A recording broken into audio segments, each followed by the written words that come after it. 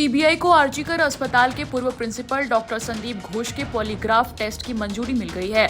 गुरुवार को सीबीआई संदीप घोष के अलावा 4 अन्य ट्रेनी डॉक्टर्स को लेकर कोर्ट पहुंची थी, जिन्होंने मृतका के साथ आखिरी बार डिनर किया था। मामले के मुख्य आरोपी संजय रॉय के पॉलीग्राफ टेस्ट के लिए भी अनुमति मांगी गई है। सीबीआई आरोपियों को सियालदह कोर्ट में पॉलीग्राफ टेस्ट और मजिस्ट्रेट के सामने बयान की अर्जी के लिए लेकर पहुंची थी।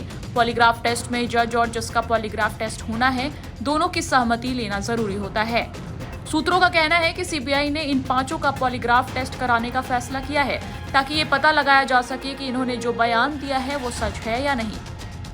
आरोपी संजय रॉय के पॉलीग्राफ टेस्ट के लिए भी मामला कोर्ट में है, जिस पर कल फैसला होना है।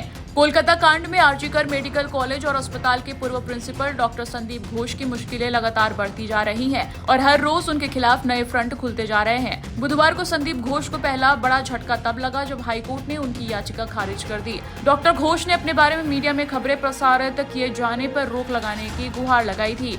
उसके बाद दूसरा बड़ा झटका बंगाल सरकार से लगा है। सरकार ने डॉक्टर घोष का ट्रांसफर ऑर्डर रद्द कर दिया है। इधर कोलकाता पुलिस ने भी संदीप घोष पर शिकंजा कसना तेज कर दिया है। पुलिस ने डॉक्टर घोष को अब मृतक महिला डॉक्टर की पहचान उजागर करने के मामले में तलब किया है।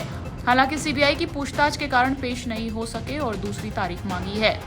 सीबीआई ने बुधवार को भी संदीप घोष से 13 घंटे तक पूछताछ की। अब तक कुल 77 घंटे की पूछताछ हो चुकी है, लेकिन कई सवालों के जवाब मिलना बाकी हैं। सूत्रों के मुताबिक घोष से पूछा गया कि क्या उन्होंने मृतका का पोस्टमार्टम आरजीकर मेडिकल कॉलेज में कराने पर जोर दिया था, क्या कहीं और इसकी अनुमति नहीं दी थी। सूत्रों ने कहा कि घोष के जवाब की दोबारा जांच की जाएगी। डॉक्टर घोष इस मामले में 6 दिन से सीबीआई के सवालों का सामना कर रहे हैं। बुधवार को सीबीआई की टीम फिर आरजीकर मेडिकल कॉलेज पहुंची और पूर्व प्रिंसिपल की कार की तलाशी ली। कार के चालक से भी पूछताछ की गई। फोरेंसिक विशेषज्ञों ने वाहन की गतिविधियों का विवरण जानने के लिए उसकी जांच की।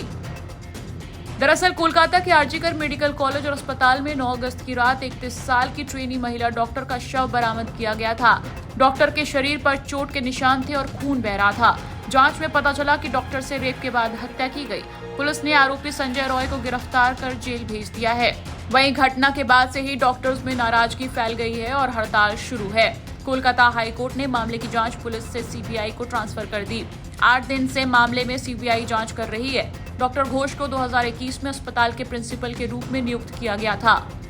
बता दें कि संदीप घोष को लेकर उनके एक पूर्व करीबी ने बड़े खुलासे किए थे। इस दौरान उन्होंने संदीप घोष को लेकर कई चौंकाने वाली बातें सामने लाई हैं। वो तो क्रिमिनल है, डॉक्टर तो उनको कहा ही नहीं जाएगा, क्योंकि जिस दिन से वो ज्वाइन किए हैं उसके पहले ये कॉलेज जो है ये 100 साल पुराना कॉलेज है। इसका जो है ईस्टर्न इंडिया में रैंकिंग 1 नंबर रैंक था। इस कॉलेज में अच्छे ब्रिलियंट स्टूडेंट आते थे, लेकिन जनवरी 2021 के बाद इस कॉलेज को ये बर्बाद कर दिया। पैसे के लिए, पावर के लिए ये एक माफिया राज चलाते थे। कौन सा करप्शन नहीं है जो नहीं करते थे वो। मैंने उनको 2023 में एक्सपोज किया था। मीडिया ने इस चीज़ को सामने लाया लोगों के। फिर मैंने जुलाई 2023 को उनके अगेंस्ट में विजिलेंस कमीशन एंटी करप्शन में कंप्लेन किया था। एंटी करप्शन वालों ने फिर हेल्थ डिपार्टमेंट को एक फाइल भेजा था और एक कवरिंग लेटर करके, मगर ये बहुत ही बदकिस्मती है कि उनका कुछ नहीं हुआ, कोई एक्शन नहीं हुआ। अभी लास्ट कल सिट कमेटी फॉर्मेशन किया गया है और आज से उसका इंक्वायरी शुरू हुआ। आज मुझे हेडक्वार्टर में बुलाया गया था, मैं जाके आया हूं और मैं अपना स्टेटमेंट भी दे के आया हूं। उन लोगों ने वीडियो रिकॉर्डिंग किया और मैंने कहा कि जब भी मुझे बुलाया जाएगा मैं कोऑपरेट करूंगा। मगर इस बीच इतना लंबा वक्फा में उन्होंने डॉक्टर संदीप घोष ने जो जुर्म किया है और स्टूडेंट लोगों का जो जिंदगी से खेला, इसका जवाब कौन देगा? इसके साथ इंसाफ कौन करेगा? कई स्टूडेंट का उन्होंने लाइफ बर्बाद कर दिया, बहुतों का उन्होंने इंटर्नशिप कंप्लीशन सर्टिफिकेट नहीं दिया। एक माफिया राज चलाते थे, स्टूडेंट लोगों को शराब पीना सिखाते थे, स्टूडेंट लोगों से गलत काम, पैसा वसूली करना, तस्करी करना, ये सब सिखाते थे। यहाँ तक कि वो डेड बॉडी को भी बिक्री करते थे और बाद में उन्होंने डेथ रजिस्टर को भी गायब कर दिया, ताकि गवर्नमेंट को इनका सबसे पहले मैंने पर्दाफाश किया था बायोमेडिकल वेस्ट लेकर के, जो इलीगली ये एक रिसाइकिल होता था और कुछ बांग्लादेशी सिटीजन थे, जो मैंने अपनी रिपोर्ट में लिखा भी था। 20 मार्च 2023 को मैंने अपना रिपोर्ट सबमिट किया, 2 घंटे के अंदर मेरा ट्रांसफर हो गया। 21 मार्च को एमएसवीपी ने पूरा इसका कमेटी को डिसॉल्व कर दिया और ये सारे रिपोर्ट को चाप दिया। फिर भी मैं शुक्रगुजार हूँ मीडिया का, जिन्होंने उनको एक्सपोज किया। उनके सारा करतूत मैंने मीडिया के सामने, मीडिया के थ्रू यहाँ के अवाम को बताने की कोशिश किया। सारे मीडिया ने सपोर्ट किया, मैंने उनको डॉक्यूमेंट भी दिया। मगर मेरी बदकिस्मती है और संदीप घोष की खुशकिस्मती कि वो हर बार बचते गए।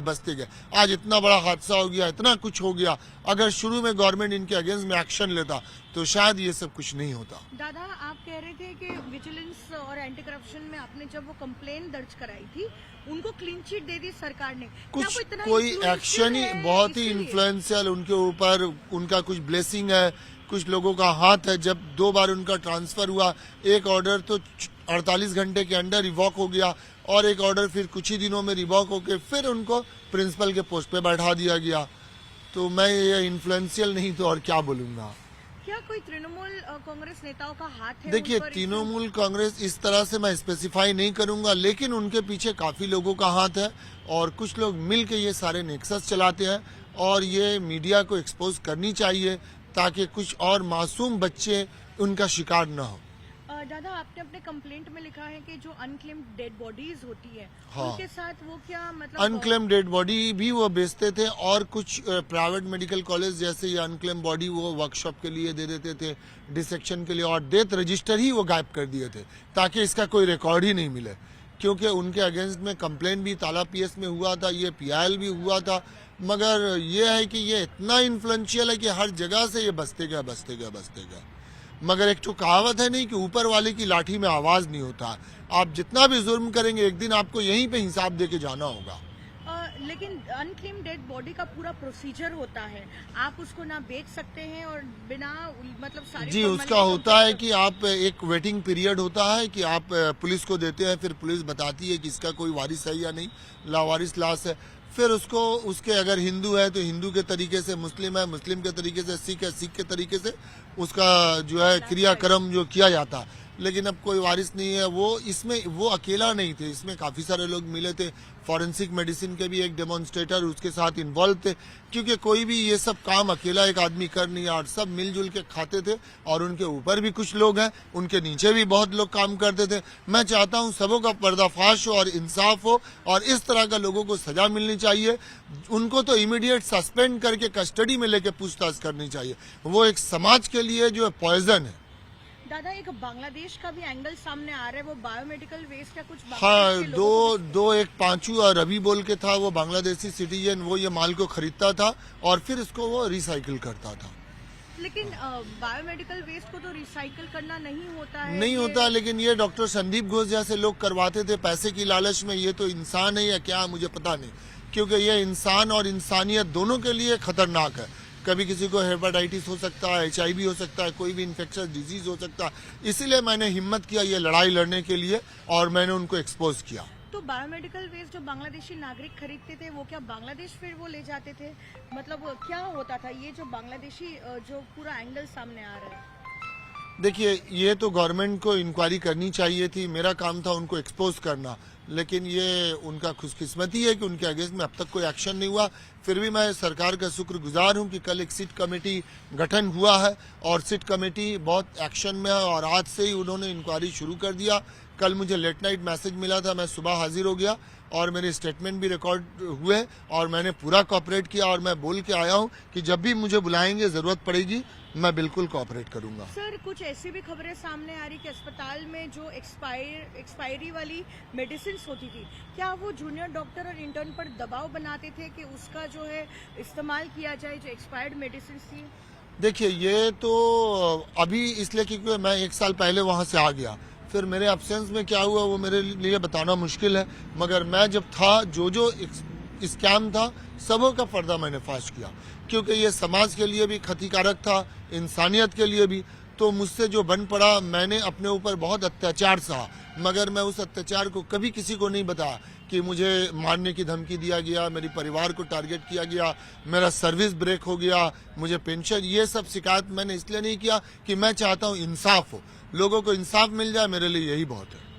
ऐसी भी खबरें हैं कि वो जूनियर डॉक्टर्स या फिर स्टूडेंट्स को फेल कर देते थे जबरन और फिर क्या पैसा लेकर जो है उन्हें पास करने का भी वो काम करते हाँ, थे? ये करते थे। ये तो एकदम पूरा रैकेट था। उनके अंडर में जो ग्रुप में कुछ सब जूनियर स्टूडेंट थे, वो लोग पकड़ते थे स्टूडेंट लोगों को और पैसा वही लोग कलेक्ट करते थे।